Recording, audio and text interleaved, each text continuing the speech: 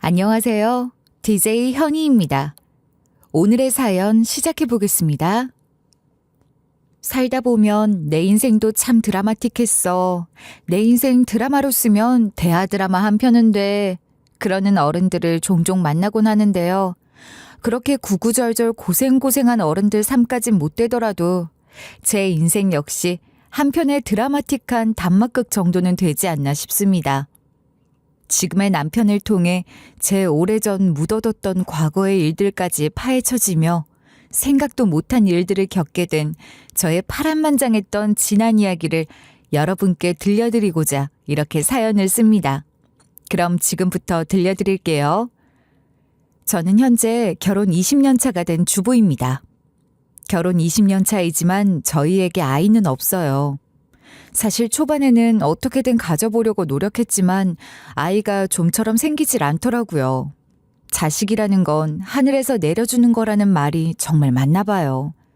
노력한다고 되는 일이 아니었고 처음엔 이런저런 참 많은 시도를 해봤지만 시간이 흐를수록 점점 포기를 하게 되더군요.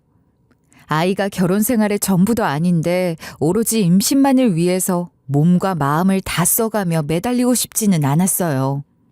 양가 부모님들도 아쉬워는 하셨지만 그런 저희 선택을 존중해 주기로 하셨죠. 사실 저희 친정보다는 시가에서 손주를 더 원했었어요. 남편이 외동인데다가 시부모님 두 분이 다 아이들을 워낙 좋아하시는 분들이셨거든요. 죄송해요, 어머니. 저도 정말 아이 갖고 싶어서 노력 많이 해봤는데 쉽지가 않네요. 죄송은 무슨, 죄송할 일도 많다 얘. 어디 그런 게 사람 마음대로 된댔니? 다 하늘이 내려주시는 거고 천지신명이 하시는 일인데 그게 뜻인가 보다 해야지. 사실 그리고 말이 나와 말인데 나는 우리 태수 결혼한 것만 해도 고마워. 내가 너 아주 떠받들고 살아도 모자란다니까. 내가 누누이 말했었잖니. 난 우리 아들이 저러다 장가 한번 못 가보고 노총각으로 평생 늙어가면 어쩌나 걱정이 태산 같았었다니까. 사실 저희 남편이 워낙 숫기가 없고 순진한 성격이라 저랑 만나기 전까지 연애 한번 못 해본 모태솔로였거든요.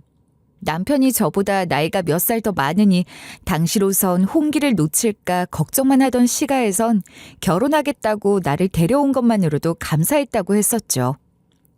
저희 부모님들도 시가에서도 아쉬워는 했지만 저희 부부가 내린 선택을 존중해줬고 이제 그렇게 시간이 흘러 아이가 없는 삶이 익숙해졌죠. 제 나이도 50이 넘어 부부 둘만의 삶을 잘 살고 있는 중이었어요. 저희 부부에게 아이는 없지만 대신 그래서 좋은 점들도 많았고 결혼한 지 20년이 다 돼가지만 다른 부부들에 비해 알콩달콩 사이좋게 지내는 편이었죠. 얘, 너 애 안 낳기로 한 거 진짜 잘한 짓이야. 애 낳아봐라. 그게 뭐 평생 애니. 어릴 때나 예쁘지. 머리 좀 굵어졌다 하면은 엄마고 아빠고 내팽개치고 지 친구들 쫓아다니기 시작하지. 문 탁 닫고 지방에 들어가서 안 나오지. 이제 대학 갈 때 됐다고 나한테 신경 꺼. 그러는데 아휴 저걸 그냥 내 새끼만 아니면 콱 싶더라니까.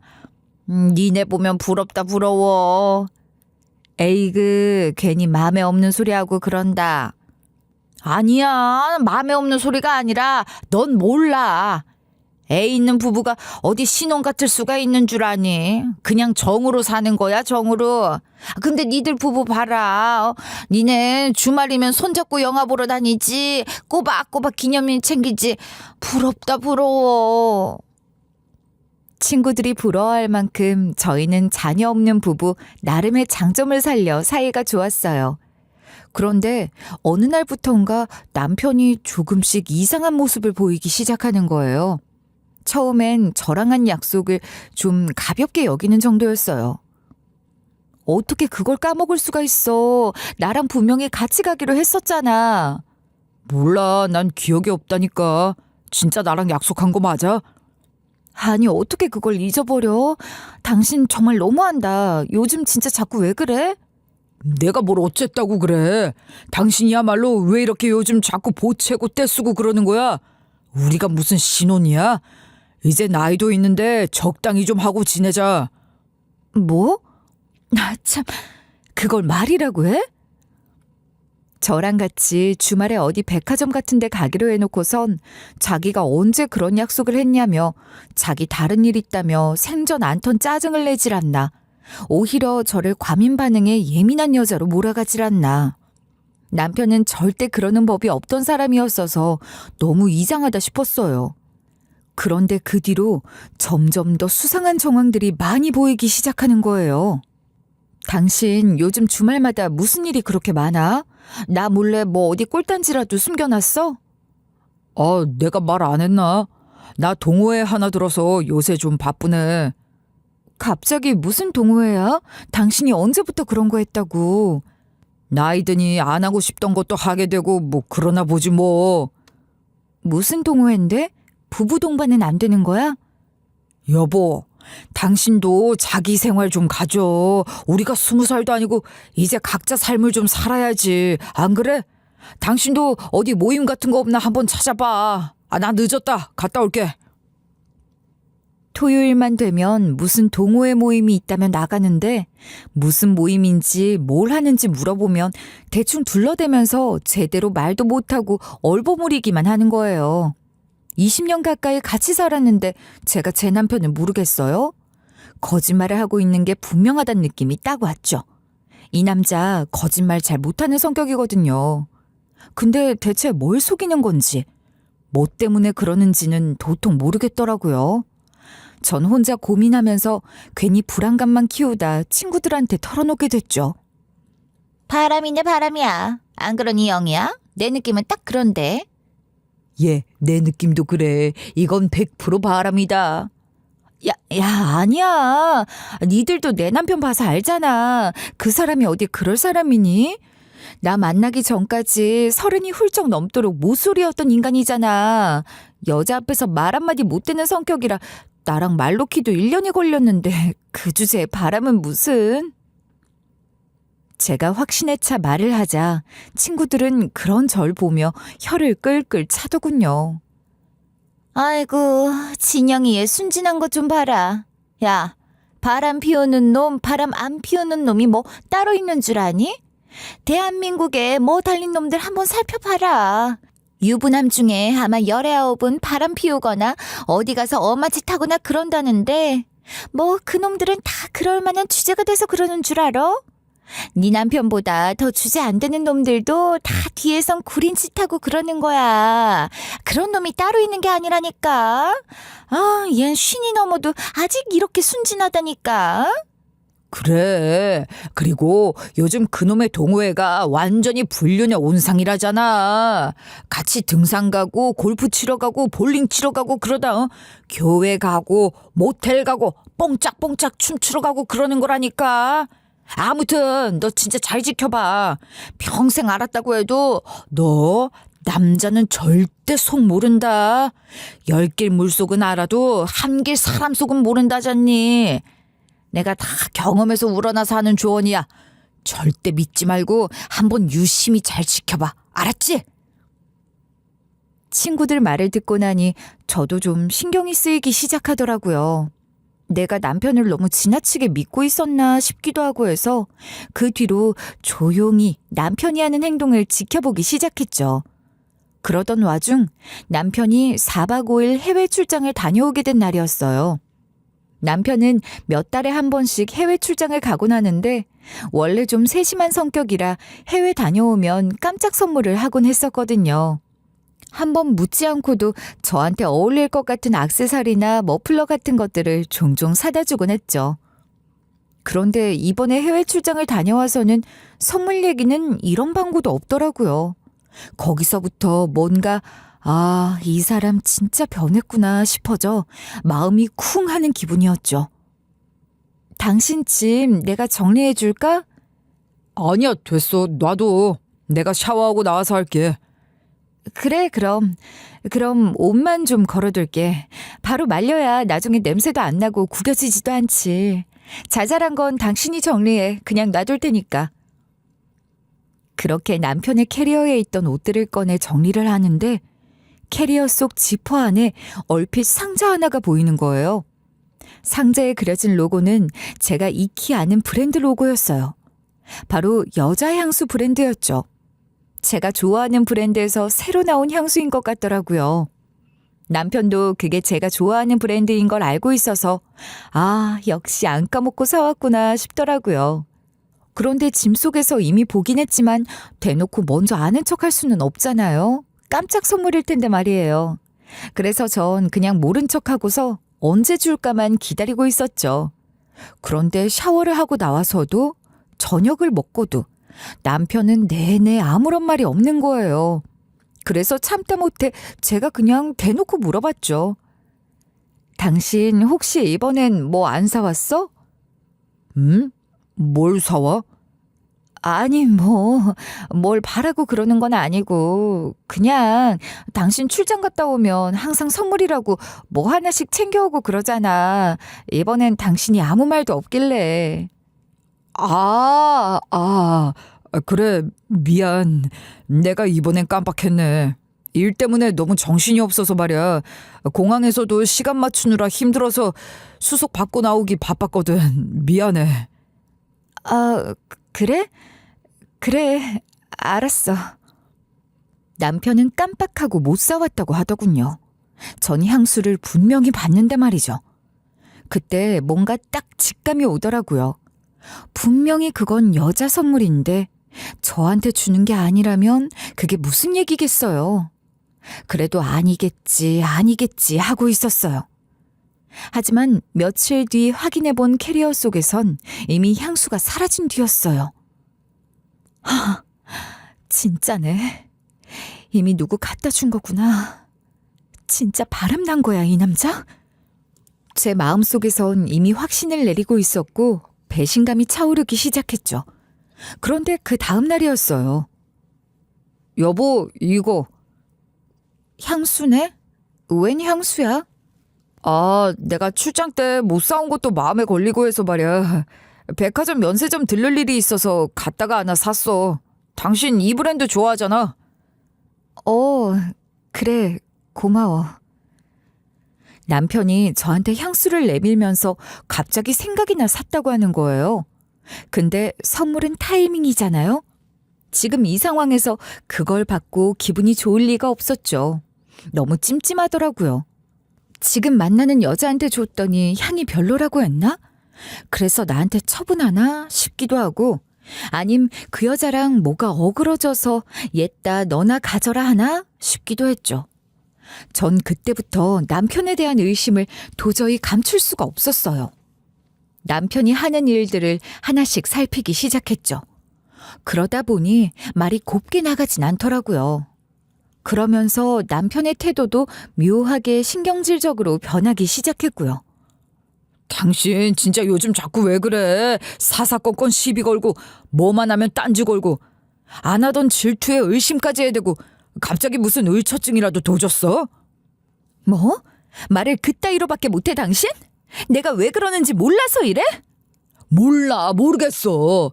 난 그냥 당신이 점점 집착하고 이상하게 변해간다는 생각밖에 안 들고 솔직히 이제 당신이 예전에 내가 좋아했던 사람 같지도 않아. 기가 막혀. 그럼 난 뭐 당신이 좋은 줄 알아? 우리 당분간 서로 생각할 시간 좀 갖자.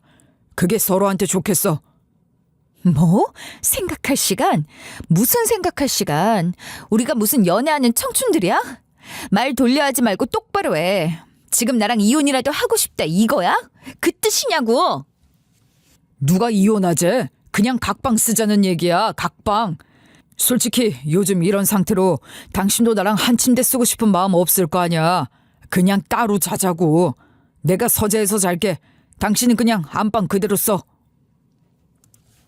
그동안은 아무리 싸워도 각방을 쓴 적은 없었는데 남편이 먼저 각방을 쓰자고 말하더라고요. 모르겠네요. 요즘 사람들은 각자 프라이버시도 지키고 각자의 자유도 위해서 아예 각방을 쓰고 시작하는 사람들도 있다고들 하던데 저는 그렇게 생각하고 살아오질 않았거든요. 각방 얘기라는 남편 말에 빈정이 확 상하더라고요. 자존심도 많이 상했고요. 그래, 각방 써. 누가 뭐 아쉬울 줄 아나? 속으로는 기분이 확 상했지만 아무렇지 않은 척 그렇게 말했죠. 그렇게 각방살이를 한 지 반년쯤 지난 무렵이었습니다. 나 해외 출장 잡혔어. 내일 가서 7박 8일로 다녀올 거야. 그래, 알았어. 다녀와.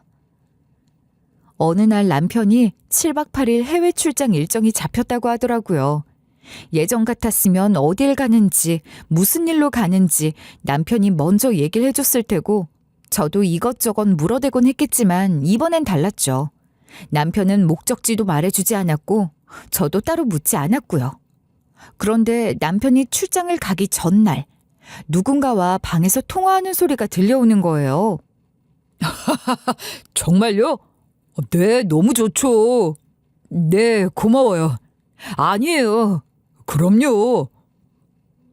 상당히 흥분한 듯 기쁜 목소리가 들리기에 순간 열이 확 받더라고요. 내 기분은 어떻건 말건 저만 혼자 신난 모습이 빈정상하기도 하고 순간 출장이 아니라 무슨 여자랑 둘이 어디 여행이라도 가는 거 아니야? 싶은 의심이 들어 노크도 없이 문을 확 열었죠. 그러자 신경질을 팍 내는 거예요. 지금 뭐 하는 거야? 나 통화 중인 거 안 보여? 갑자기 문을 열고 그래? 근데 그 순간 전 분명히 전화기 속 목소리를 들었죠. 여보세요? 태수 씨, 여보세요? 전화기 속에선 의아한 듯 남편의 이름을 부르는 젊은 여자의 목소리가 들려왔습니다. 그 순간 직감, 아니 확신이 들었어요. 아, 이 인간 진짜 바람났구나. 모쏠에다 내가 첫 여자라고 그렇게 순진한 척은 다 하더니 기어코 50줄이 넘어서 바람이 난 모양이다. 그리고 한순간 정이 뚝 떨어지더라고요. 나 갔다 올게. 잘 있어. 남편이 한동안 멀리 가건 말건 전 배웅도 인사 한마디도 없이 그냥 남편을 보냈고 그렇게 간 남편은 출장을 떠난 뒤 한나절이 지나도록 연락도 안 하더라고요. 그래, 아주 지금쯤 좋아 죽나 보지 뭐. 누군지 몰라도 그 여자랑 아주 희낙낙하실 텐데 전화할 정신이 어디 있겠어?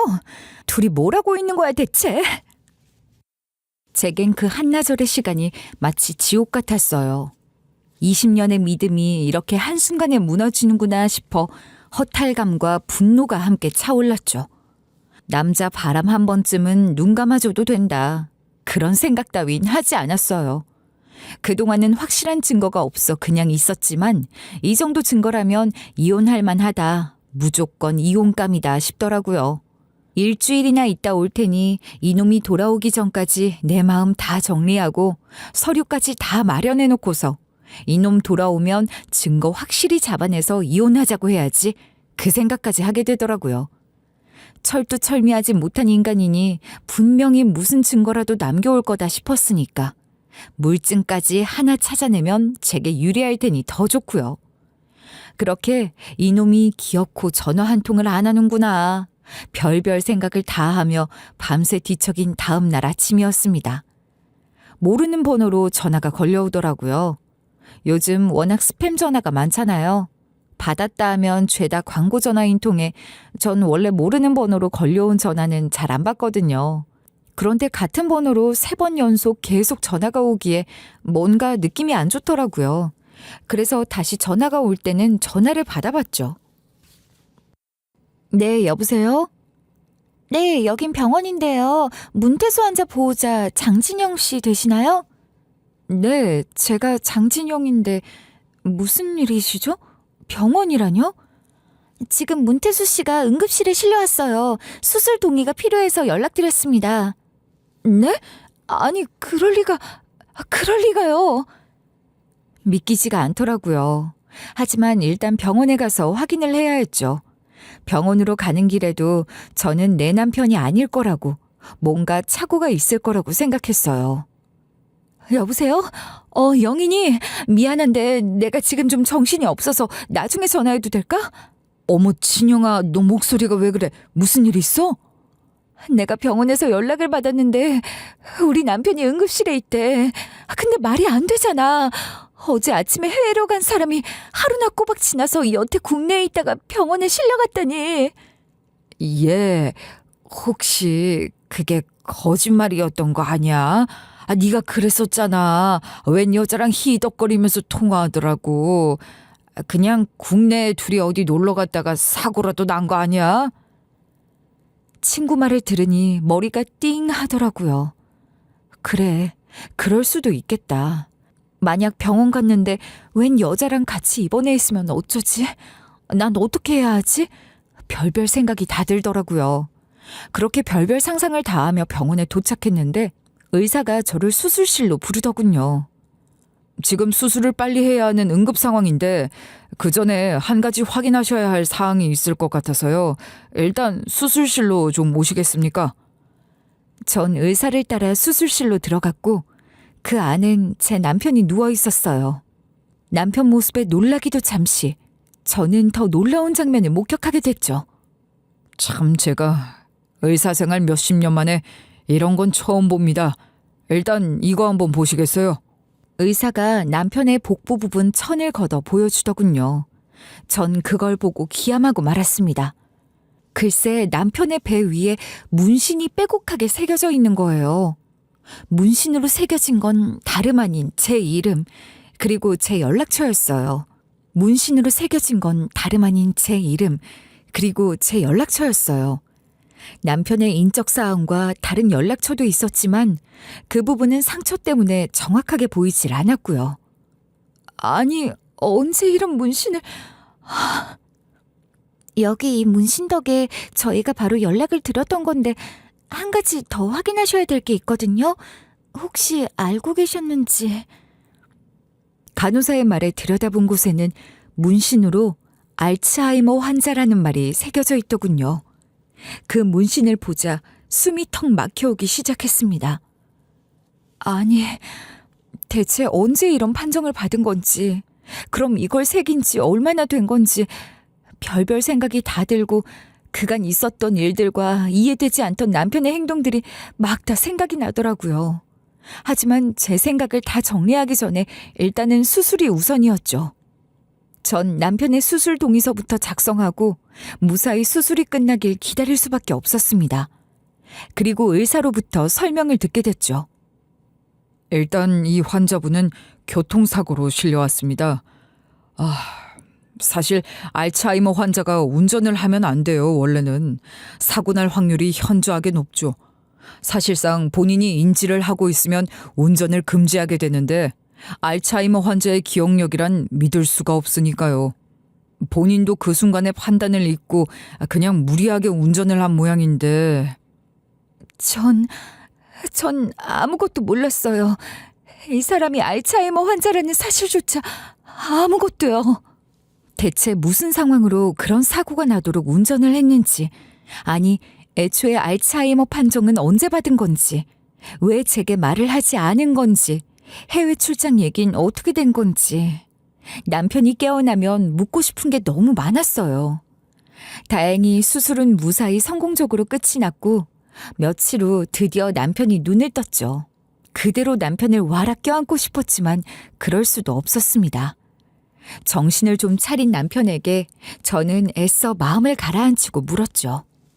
당신, 이게 대체 어떻게 된 일이야? 언제부터 이렇게 아팠던 거야 대체? 왜 나한테 말을 안 했어? 나한테 말을 했어야지. 혼자만 이렇게 끙끙 앓고 문신까지 새겨가면서 왜 그랬어 왜? 그런데 남편이 제 말엔 대답을 않더니 대뜸 이러는 거예요. 내가 당신 동생 찾아주려고 그랬지. 그 말에 전 그만 말문이 막혀버렸죠. 뭐? 그게 갑자기 무슨 동생 타령이야. 내 기억이 다 달아나기 전에 내가 나한테 준 숙제였어. 당신 동생 찾아주는 거. 그래서 그렇게 바쁘게 쏘다녔던 거야. 내가 꼭 찾아주고 싶었는데. 아니 그럼 그동안 혼자 내 동생 찾으려고 그렇게 다녔던 거였어? 저를 아는 모든 사람들은 절 외동딸로 알고 있어요. 하지만 사실 저에겐 11살 차이가 나는 늦둥이 여동생이 있었죠. 이걸 알고 있는 건 저희 가족과 남편뿐이었고요. 동생을 잃어버린 건 제가 13살이 되던 해였습니다. 당시 저희 아빠 회사는 갑작스레 부도를 맞았죠.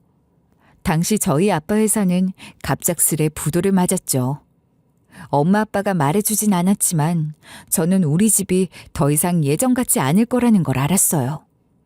집에 빨간 딱지가 붙고 험상궂은 사람들이 아빠를 찾아와 소리를 질러대고 당시 전 그런 상황들이 예산일이 아니라는 걸 알 만큼은 되는 나이였거든요. 그러던 어느 날 엄마가 저더러 같이 여행을 가자고 하더라고요. 여행? 진짜? 우와! 우리 어디로 가는 거야? 우리 진영이 어디로 가고 싶은데? 바다 보러 가고 싶어. 그래, 바다 보러 가자. 바다로 가자. 그렇게 저희 네 식구는 아빠가 모는 차를 타고 여행길에 올랐어요. 당시 저는 폭풍 같은 일들이 몰아치고 난 후 드디어 평화가 찾아온 거라고 생각했었는데, 그래서 여행도 가고 편안해졌다고 생각했는데, 지금 돌이켜보면 그건 그냥 도피였어요. 빚쟁이들을 피해 어디로든 막 달려 어디 땅끝 마을쯤 되는 바다로 달려갔던 거였죠. 그리고 그날 밤이 아주 또렷이 기억이 납니다. 엄마? 아빠? 어디가? 민박에 묵고 있었는데 밤중에 갑자기 부스럭부스럭 소리가 나서 갑자기 전 잠이 섰겠죠. 그런데 엄마 아빠가 그런 저를 보고선 좀 당황을 하더라고요. 우리 공주님 잠깐 여기 있을 수 있지? 그냥 자고 있어. 다시 자고 있으면 엄마 아빠가 가서 맛있는 과자랑 아이스크림이랑 사서 올게. 알았지? 전 의아했어요. 과자와 아이스크림을 사서 오겠다던 엄마 아빠가 잠든 동생을 안고 나가는 게 의아했죠. 잠든 동생을 왜 굳이 안아서 슈퍼에 데리고 가는 걸까? 그냥 두고 가는 게 더 편할 텐데. 그리고 엄마 아빠가 돌아왔을 때 저는 그 이유를 알았습니다. 엄마 아빠는 맛있는 걸 사올 테니 기다리라고 했지만 어쩐지 그러면 안 될 것 같은 예감이 들었고, 돌아온 엄마 아빠를 보면 안 될 것만 같은 기분이 들어 저는 그냥 잠든 척 눈을 꼭 감고 있었죠. 그런데 눈을 감고도 저는 알 수 있었어요. 돌아온 엄마 아빠의 손에는 과자도 아이스크림도 그리고 제 동생도 없었다는 걸요. 엄마 아빠는 아무 말이 없었고 저도 그냥 그렇게 눈을 뜨지 않고 눈을 감은 채 있었습니다. 그리고 다음 날 아침 저는 엄마 아빠에게 동생이 어디 있느냐고 묻지 않았어요. 엄마 아빠는 말하지 않았고 저는 묻지 않았지만 우리는 모두 알고 있었어요. 제 인생은 그때 가장 크게 울렁거렸던 것 같습니다. 그날 이후 제 삶은 송두리째 바뀌었죠. 그 뒤로 저는 아무도 모르는 아주 깊은 비밀을 간직한 아이가 됐고 아주 과묵하고 조숙한 아이가 되었으니까요. 그날 이후 동생에 대해 얘기하는 건 저희 가족에겐 금기가 되었어요. 동생에 대해 떠올릴 시간도 없을 만큼 엄마 아빠는 힘들게 일을 했죠. 우리 또 이사가? 또 빚쟁이들이 찾아온 거야? 빨리 짐 챙겨. 얼른 가야 돼. 설명은 이따 가면서 할게. 저희 가족은 빚쟁이가 못 찾을 곳으로 몇 번이고 이사를 가 그곳에서 다시 여러 번의 새 출발을 했고, 부모님은 밤낮 없이 일만 했고 저는 그런 엄마 아빠에게 실망을 시키지 않는 딸이 되려고 노력했어요. 그 일이 있은 지 20년 가까운 시간이 지나 마침내 동생에 대해 처음으로 누군가에게 얘기를 하게 된 건 결혼 후 제 남편에게였습니다. 그동안 20년 가까이 꾹 눌러왔던 마음을 다 터뜨리면서 그날 펑펑 울었던 기억이 나요. 너무 보고 싶어. 너무너무 보고 싶어, 우리 희영이. 내가 그랬으면 안 됐는데. 여보, 당신 잘못이 아니잖아. 그때는 다들 힘들었으니까. 그래서 어쩔 수 없었으니까. 아니, 내 잘못이기도 해. 사실 나도 알았어.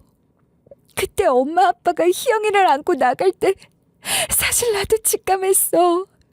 몰랐다고 하면 그거 거짓말이야. 어딘가 버리려고 놔두고 오려고 그런다는 건 나도 알았어. 그때 나라도 말렸어야 했어. 이건 아니라고. 그래도 내 동생 버리지 말라고. 같이 살면 안 되냐고 때라도 쓸걸. 그렇게 눈 꼭 감고 모른 척하지 말고 때라도 쓸걸. 내 동생 불쌍해서 어떡해, 여보. 우리 희영이 어디서 불행하게 크고 있으면 그 죄를 난 어떻게 해야 돼, 여보. 그렇게 남편 품에서 거의 통곡을 하다시피 했었죠. 그런데 남편은 바로 그걸 기억하고 있었던 거였어요. 내가 알츠하이머 판정받은 지 이제 딱 1년쯤 됐어. 근데 그 소리 듣는 순간 난 내 걱정보다 당신 걱정이 먼저 되더라. 나 당신 남편으로 사는 게 그냥 인간 문태수로 사는 것보다 훨씬 더 익숙해졌었나 봐. 장모님, 장인어른도 건강 안 좋으시고 위태위태하신데 나까지 언제 어떻게 될지 모른다고 생각이 드니까 그냥 눈앞이 캄캄한 거야. 남편은 저희 부모님마저 상태가 좋지 않으신 상황에서 자기까지 어떻게 되고 나면 그 다음 혼자 남겨질 제가 걱정되기 시작했다고 하더군요. 사실 저희 부모님 건강이 안 좋아지신 건 오래된 일이었어요. 저희 엄마는 가족력으로 당뇨 합병증으로 오래 고생 중이시고 아빠는 집에서 누워만 계신 지 한참 되셨죠. 오래전 건물 짓는 공사판에서 일을 하던 아빠는 3층 건물에서 추락하는 사고를 당하셨고 척추를 다치면서 꼼짝없이 누워 지내는 신세가 되고 말았거든요. 중소건설회사 운영하며 공사 인부를 거느리고 지휘만 하던 아빠가 생전 안 해보던 일을 저를 키우느라 뼈 빠져라 하시다가 그렇게 누워 지내는 신세가 됐다는 생각에 한때 큰 죄책감도 들었었죠. 그 와중에도 아빠는 산재가 인정되어 달에 몇백이 나오니 다행이라고 본인이 버는 돈보다 차라리 이게 낫다고 말해 기어이 제 눈물을 자아냈던 분이었습니다. 아무튼 저희 친정 상황이 이렇다 보니 남편은 걱정이 됐던 거예요. 본인도 그렇게 되고 친정 부모님도 돌아가시고 나면 저는 꼼짝없이 혼자 남겨질 테니까. 그래서 당신 동생, 유일한 가족인 동생을 꼭 찾아주고 싶었어. 당신이 많이 그리워했던 거 알아. 말은 안 했지만 몰래 숨겨놓은 동생 사진 당신이 가끔 꺼내보면서 울곤 했던 것도 나 다 기억해. 알츠하이머라는 사람이 기억력이 왜 이렇게 좋아? 나에 대한 건 왜 이렇게 잘 기억하는 거야, 당신? 돌이켜 생각해보니 남편이 조금씩 변해간다고 생각했던 건 남편이 알츠하이머 진단을 받은 1년 전쯤부터였던 것 같더군요. 그래, 그쯤이었다. 당신이 정 같지 않다고 생각했던 게 딱 그쯤이었어. 당신도 이상하다는 걸 느끼고 병원에 갔던 거지? 그리고 점점 상태가 안 좋아지기 시작했던 게 한 6개월 전쯤부터였던 것 같아. 그래서 도저히 안 되겠다 싶어서 문신까지 이렇게 새기게 된 거였어. 그럼 혹시 당신 나한테 각방 쓰자고 했던 것도 혹시 이것 때문이었어? 당신 몸에 새긴 문신 내가 못 보게 하려고? 그랬던 거 맞지? 각방 제안도 틱틱대고 짜증을 내며 절 멀리한 것도 모두 일부러 그랬던 거라는 걸 전 그제야 알게 됐어요. 모두 제가 자기 몸에 새긴 문신을 못 보게 하려고 그랬다는 걸요. 아니, 대체 왜 나한테 얘기를 안 한 거야? 나한테 말을 했어야지. 그래야 같이 병원을 가든 무슨 방법을 찾아보든 할 거 아니야. 이렇게 늦게 알게 하면 어떡해, 어? 대체 언제 말할 생각이었던 거야, 당신? 내가 알츠하이머라고 말했어 봐. 당신 하늘 무너진 듯 슬퍼할 게 뻔한데 내가 그 꼴을 어떻게 보겠어. 어차피 곧 알게 될 거 당신이 슬퍼할 시간을 조금이라도 줄여주고 싶었어, 난. 내가 알츠하이머란 거 알고 나면 당신은 어떻게든 내 옆에 있으려고만 할 거잖아. 걱정돼서 당신 일 아무것도 못하고 아무도 못 만나고 내 옆에만 꼭 붙어 있으려고 할 텐데 그러면 내가 당신 동생은 어떻게 찾아주겠어. 나한텐 그게 제일 중요한 과업이었단 말이야. 그렇게 둘 순 없었어. 그렇게 남편은 저를 속이고 제 동생을 찾는 일에 전념했던 거였어요. 수소문하다가 마침내 몇 명 특정을 지을 수 있게 됐어. 워낙 오래전 일이라 확실하게 몇 명으로 추리는 것도 한참이 걸렸는데 드디어 몇 명으로 좁혀지니까 그것만으로 빛이 보이는 것 같더라. 그래서 당신한테 7박 8일 해외 출장 간다고 거짓말했던 거야. 그렇게 제게 거짓말을 한 후 남편은 일단 저희 부모님부터 설득했다고 하더군요. 동생을 찾아주고 싶다고 말이죠. 사실 저희 부모님은 평생 제 동생의 존재를 잊기 위해 노력하셨었거든요. 왜 아니겠어요? 떠올릴 때마다 미안하고 힘들고 죄책감만 드는 기억이니까. 괴롭고 고통스러우니까 어쩔 수 없으셨을 거예요. 하지만 남편의 오랜 설득 끝에 부모님도 동의를 하더군요. 그 뒤 남편은 그 사람들을 모두 전국을 돌면서 만나보려고 했던 거였어요. 그리고 그동안 여러 고아원 원장들, 수녀님들, 입양기관 관계자들, 입양한 부모 등등 여러 사람들과 연락을 주고받았다고 하더라고요. 제가 혹시 남편이 바람을 피우는 상대가 아닌가 하고 의심했던 건 바로 고아원에 계신 수녀님 중 한 분이었던 거고요. 내가 토요일마다 동호회 간다고 했던 건 병원 진료 때문도 있었고 연락 닿은 시설이 있으면 필요차 방문을 해야 해서 그랬던 거야. 근데 내가 아무리 머리를 굴려도 다른 변명이 안 떠오르잖아. 당신도 알지? 나 거짓말 못하는 거. 그래, 당신 진짜 거짓말 못하더라. 너무 티났어.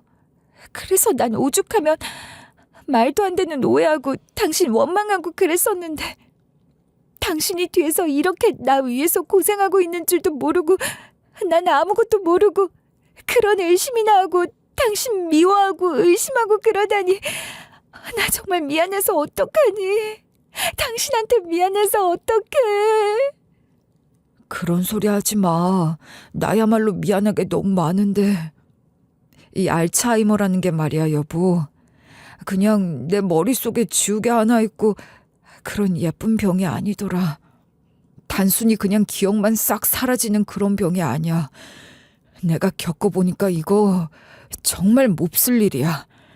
마음 상태도 너무 불안정해지고 자꾸 생전 느껴지지도 않던 감정들이 들고 막 화도 불쑥불쑥 나고 그래서 나도 모르게 당신한테 자꾸 상처 줬을 거야.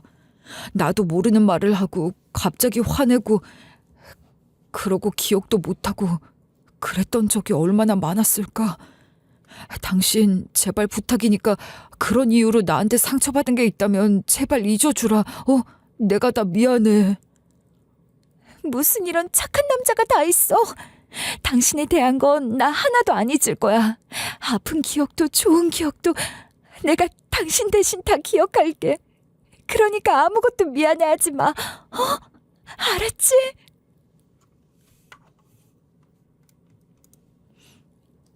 미련 맞은 남편. 미련 맞게도 착한 제 남편 때문에 전 참 눈물을 많이도 흘렸습니다. 남편은 꼭 자기 손으로 동생을 찾아주고 싶었는데 이놈의 병 때문에 사고가 나 그걸 못해주게 됐다고 한탄을 했지만 동생 이전에 일단 지금 이 순간 저에게 가장 중요한 가족은 남편이잖아요. 남편이 사고에서 회복하는 게 최우선이었죠. 그렇게 남편이 어느 정도 회복을 하는 데만 집중한 후 저는 남편이 모은 정보를 토대로 몇 명의 사람들을 만난 끝에 마침내 잃어버린 제 동생과 재회하게 되었어요. 동생은 저희가 사는 지역과는 차로 3시간쯤 떨어진 곳에 살고 있더군요. 제 동생이라는 건 동생이 가지고 있던 팔찌를 통해 알 수 있었어요. 당시 어린 동생의 팔에는 돌에 맞춘 금팔찌가 걸려 있었고 거기에는 동생의 이름이 적혀 있었거든요. 팔찌가 없었어도 알았을 거야. 너 정말 우리 희영이 맞구나. 너 나랑 눈이 똑같아. 언니라고 불러도 되죠?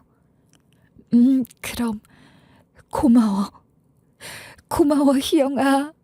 내가 정말 너한테 하고 싶은 말이 많았는데. 한참을 동생을 부여잡고 울다 가까스로 진정을 한 후 엄마에게도 마침내 찾아낸 동생을 보여드렸죠. 그때의 눈물의 상봉은 거의 남북 이산가족 못지않았던 것 같습니다. 아빠는요? 혹시... 아니다. 살아계셔. 근데 집에 누워 계실 수밖에 없는 상태야. 그래서 오늘은 일단 내가 먼저 널 보러 왔어. 네 마음이 어떤 상태인지도 모르는데 다짜고짜 집으로 초대할 수도 없는 노릇이고 해서. 그래, 그동안 어떻게 살았니? 응? 어떻게 살았어? 그때 그 성당 고아원... 엄마는 말을 다 마치지도 못하고 또 한참을 울어야 했죠. 사실 그때의 기억은 엄마에게 큰 고통으로 남아 있었어요. 처음부터 그럴 생각은 아니었다. 정말이야. 어떻게 그런 생각을 함부로 하겠니? 당시에 우리가 빚쟁이들한테 쫓겨다니면서 어떻게든 어디로든 도망을 쳐야 했어. 삶의 터전을 어디라도 다시 잡고 살아야 했는데 도무지 어디로 가야 될지를 모르겠더라. 연고가 있는 데는 안 될 것 같아 그냥 무작정 달렸어. 땅끝까지 갈기새로 달리다가 어둑어둑 밤이 돼 보니 어느 마을에 도착해 있는 게 아니겠니? 그러고 민박집을 잡아놓고 그 주변을 둘러보다가 작은 방 하나 있는 집이라도 나은 게 있으면 거기 방이라도 구할 생각으로 일단 어슬렁거려 보기 시작했던 거야. 근데 그 마을 구석에 성당이 하나 있더구나. 고아원이 딸려있는 성당이었지. 그 순간 정말 절대 해서는 안 될 생각이 들었다. 가진 거라곤 빚밖에 없고 앞으로 또 몇 번을 쫓겨다녀야 할지도 모르고 우리가 어디 있는지 알게 되면 그놈들이 또 쫓아올지도 모르는데 이런 부모 밑에서 이 아이를 키우는 게 과연 맞을까 그런 생각이 들었어. 더구나 아기는 빽빽 울어대지. 그 아기 소리를 어찌할 수도 없으니 누가 찾아왔다 들키기라도 하면 어쩌나 그런 못된 생각이 들었던 거야. 그렇게 밤중에 엄마 아빠는 제가 잠든 사이 동생을 그곳에 맡길 작정을 하게 됐고 하지만 영영 다시 찾아오지는 못하게 됐던 거였습니다. 사실 그러고 한 몇 년만 있다가 다만 1, 2년이라도 있다가 다시 찾아올 작정이었어. 절대 영영 버릴 생각은 아니었다. 내가 이게 거짓말이면 정말 천벌을 받을 거다. 엄마 말은 거짓말이 아니었어요. 왜냐하면 저희는 당시 그 바닷마을 근처에서 다시 삶의 터전을 잡고 살고 있었는데 빚쟁이들이 제 초등학교 기록을 찾아 저희 가족을 다시 찾아내는 바람에 다시 쫓겨나듯 거처를 옮겨야 했거든요. 그렇게 급히 쫓기듯 다른 지역으로 가면서 동생과 갑작스레 멀어지게 됐고 그곳에서 일을 하다 아빠가 사고를 당하게 됐고 그러면서 저희 가족에게도 많은 일들이 있었죠.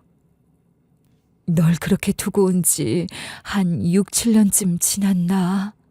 그래, 그쯤 됐을 거야. 진영이가 대학 갈 무렵이었으니까. 그쯤 되니 우리도 조금은 안정이 되기 시작했어. 빚도 어느 정도 청산했고 그래서 다시 그 마을을 찾았었다. 널 다시 데려오려고. 이건 저도 모르는 사실이었어요. 엄마는 한 번도 그 얘기를 저한테 하신 적이 없었죠. 널 데려오려고 갔는데 거기엔 이미 네가 없었어. 아니, 너만 없는 게 아니라 아예 그 성당도 고아원도 그 일대 자체가 아예 사라진 뒤였어. 너무 놀라 말이 나오질 않더구나. 만나는 사람마다 붙잡고 물었다. 여기가 대체 왜 이렇게 됐냐고. 그때 여기 있던 사람들은 어딜 갔냐고. 아무리 물어도 아는 사람은 하나 없었어. 그렇게 졸지에 널 영영 잃어버리고 만 거야. 그리고 그 기억의 나머지 조각은 동생이 갖고 있었습니다. 제가 초등학교 입학할 무렵쯤이었나 그랬을 거예요, 아마. 그때 갑자기 저희가 다 흩어져서 다른 고아원으로 옮겨진다는 얘기를 들었거든요. 같이 있던 친구들도 다 뿔뿔이 흩어져야 했어요. 그래서 참 많이도 울었었죠. 그래도 그 안에서 나름 정이 들었거든요. 그때는 정확히 무슨 일이 일어나는 건지 잘 몰랐는데 나중에 보니까 거기 마을 일대가 싹 개발이 되면서 한마디로 쫓겨나게 된 상황이었었나 봐요. 리조트 호텔인지 뭔지 그런 게 들어선다고 마을 사람들이 시위도 하고 했었는데 결국 마을 사람들도 저희도 다 쫓겨났으니까. 그렇게 당시의 일로 저희 가족은 다시 만날 기회를 완전히 잃어버리게 된 거였더군요. 너 우리 원망 많았지? 왜 아니겠니? 왜 아니겠어? 내가 이 벌을 다 어떻게 받겠니? 이 죄를 다 어떻게 씻을 수가 있겠어? 어릴 땐 솔직히 그랬어요. 저 별로 착한 애가 아니었거든요. 어떤 애들은 꿈에 부풀어서 사는 애들도 있었어요. 동화 속에 나오는 공주처럼 시련 좀 겪다가 다시 가족 만나 행복하게 살 거라고, 언젠가 다시 행복해질 거라고 그런 환상을 품는 아이들도 있었죠. 하지만 전 아니었어요. 고아원에 사는 내내 전 제가 버려졌다는 사실을 매일같이 자각해야 했죠. 그래도 그때 그 성당에 있을 땐 좀 나았었는데 그 다음에 옮겨간 곳은 영 상황이 안 좋았거든요. 고아원 원장은 막말을 해대고 거기에서도 나름의 텃세는 또 얼마나 심한데요. 그리고 그거 아세요? 우습지만 그 안에서도 좀 서열 같은 게 있어요. 어떤 애들은 부모에 대한 기억이라도 있는데 전 그것조차 없었으니까 서열 하위였어요. 아예 낳자마자 버려진 거였으니까. 얼마나 나쁜 부모면 낳자마자 그 갓난애를 버렸을까 하는 생각이 드니까 솔직히 진짜 힘들더라고요. 청소년기엔 방황도 진짜 많이 했던 것 같아요. 미안하다. 엄마가 미안해. 너무 미안해. 아니요, 죄책감 가지시라고 하는 얘기는 아니에요. 그냥 제가 살아온 얘기를 들려드리는 거예요. 어릴 땐 그랬었는데 크면서 오히려 생각이 바뀌더라고요. 그리고 결혼해서 아이 낳고 나니까 더더욱이요. 어느 날 저희 애를 품에 딱 안고 창밖을 내다보는데 이런 생각이 들더라고요. 무슨 사정이 있었을 거야. 아마 정말 죽을 만큼 힘들었을 거야. 내가 엄마 품에 있는 것보다 다른 데서 크는 게 훨씬 나은 상황이니 그랬을 거야. 아이 키워보니까 저도 알겠더라고요. 자식이 얼마나 소중한지. 이 천금 같은 자식을 뭘 준다고 해도, 세상 어떤 걸 준다고 해도 바꾸기 싫은 이 자식을 부모가 뭐 좋아서 버렸겠나? 그런 생각이 들었어요. 무슨 사정이 있었을 거라고. 그렇게 이해하게 됐어요. 그리고 사실 원망만 하고 살다가는 제가 너무 힘들잖아요. 견디기가 힘들었을 거예요. 그래서 원망은 다 잊고 그냥 가족들이 어디선가 행복하게 살고 있기만을 바랐었다면서. 그런데 그렇게 살다 보니 이렇게 다시 만나게 되는 날이 와 행복하다고 동생은 눈물을 보이더군요. 그리고 형부, 너무 고마워요. 형부가 아니었다면 이런 날이 오지도 못했을 테고 만나지도 못했을 텐데 정말 고마워요. 그렇게 밖에서 먼저 저희 셋을 만난 뒤 동생은 며칠 뒤 저희 부모님 집을 찾아와 아빠도 만나게 됐어요.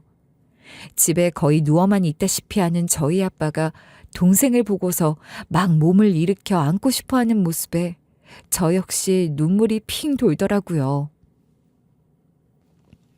동생은 이후 저희와 자주 연락을 하며 지냈고 지금껏 못했던 가족 모임도 하고 엄마 모시고 여자끼리 셋이 온천 여행도 다녀왔죠.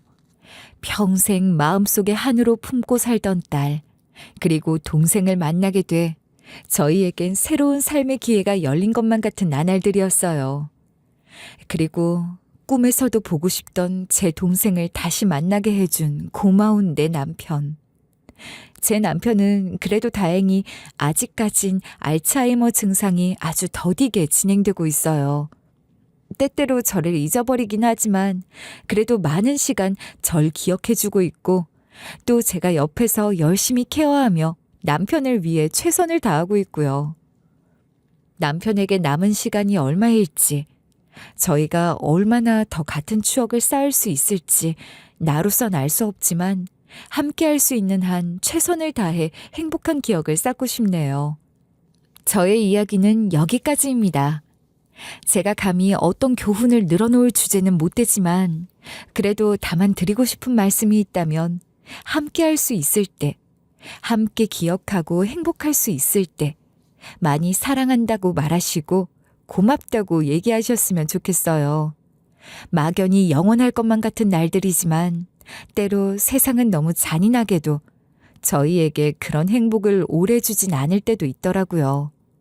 모두들 누릴 수 있을 때 마음껏 사랑하고 또 행복하시길 바라며 여기서 줄이도록 하겠습니다. 지금까지 제 사연을 들어주셔서 진심으로 감사드립니다.